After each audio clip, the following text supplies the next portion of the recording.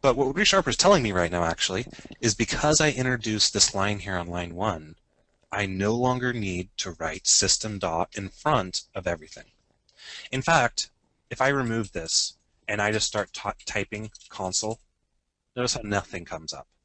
If I hit Control Space is Visual Studio's way of telling me what the valid choices of things that I can type right now are.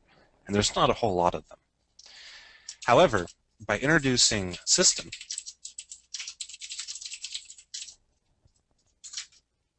I have now brought that entire namespace into my code file without having to make it explicit, which means that the system in front of console, the system dot in front of console, is now redundant.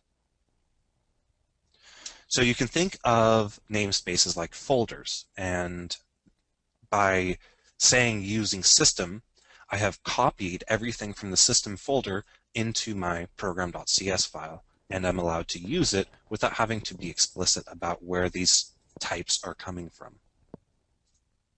And yes, I just said the word type, because console, just like program, is a type. It just happens to be a type that has been written for us already.